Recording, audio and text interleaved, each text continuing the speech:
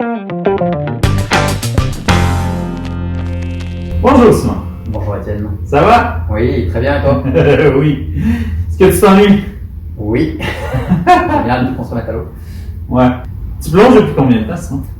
Ça fait un peu plus de 11 ans que je plonge. J'ai commencé en 2009. 2009, ok. Puis, ben, voir l'accent, t'as pas commencé au Québec. Hein? Non. J'ai commencé en France, juste avant d'immigrer en fait. Donc j'ai immigré en 2010 au Québec. Puis quand j'ai commencé en 2009, j'avais plongé juste en Méditerranée, donc dans l'eau chaude. Puis quand j'ai immigré, je me suis dit que c'était fini la plongée, que sûrement qu'au Québec les gens plongeaient pas. Parce que l'eau devait être trop froide. Tu étais habitué à l'eau à quel degré là, en Méditerranée? En Méditerranée, l'eau était jamais en dessous de 22 Celsius quand je plongeais. Ok, fait que une bonne grosse différence. Oui, quand même. Quand même. Puis en arrivant ici, j'ai découvert qu'en fait les gens plongeaient, puis on pouvait mettre un dry suit, donc je suis reparti un peu de zéro. Si on parle un peu de ton endroit préféré pour plonger? Puis je suis allé il y a 2 ans à Tobermory. Donc de l'eau très claire, des épaves extrêmement bien conservées. Je pense que c'est pas mal mon endroit préféré à date où j'ai plongé. Mais c'est un peu loin. Donc par contre, l'endroit où je préfère plonger en temps normal, ça va être plutôt du côté de Brockville, de Kingston en Ontario, où on a beaucoup d'épaves à aller voir. Ok, puis tu choisis ça avant la Méditerranée? Oui. Tu choisis ça avant le Mexique parce que je sais que tu es allé au Mexique? Oui aussi, ouais, ce serait quand même mes endroits préférés. Ouais. Quand même pas pire. Dans ta carrière d'instructeur, tu as sûrement des élèves qui t'ont marqué ou des anecdotes qui t'ont marqué plus que d'autres? Oui. Une étudiante qui m'a marqué, c'était cette année en plongée sous glace. On a une étudiante qui a fait le déplacement, qui est venue des États-Unis.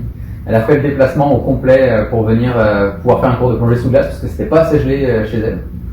Puis en arrivant sur le cours, elle embarque dans l'eau et elle se rend compte que c'est trop oppressant pour elle de se mettre la tête dans l'eau sous glace.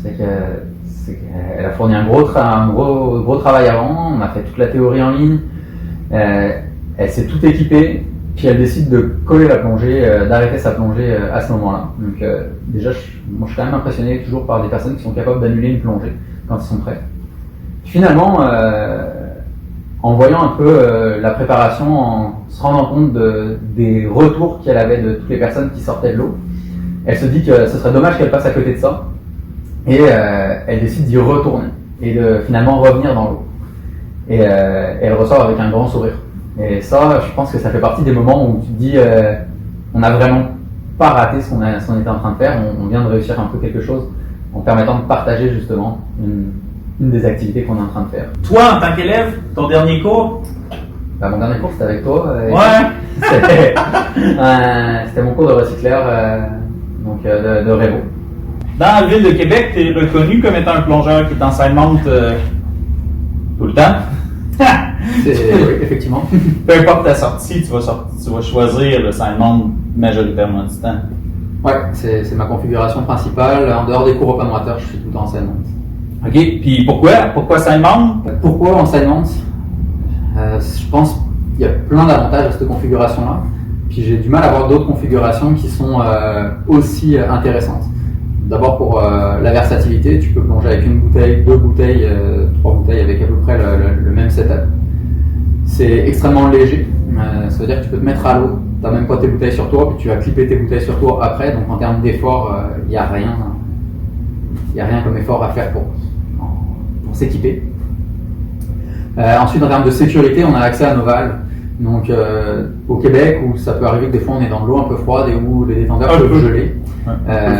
Ça arrive rarement, mais quand on a un free flow, c'est sûr que se dire si j'ai un free flow, je suis capable d'accéder à mes valves, c'est quelque chose qui est extrêmement rassurant, moi je pense.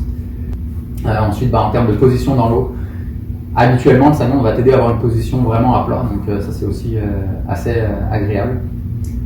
Puis c'est pas mal ça en fait. Simon, merci beaucoup d'avoir participé avec moi.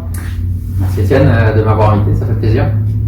Restez avec nous. Plongée Capital vous invite à rentrer dans la famille.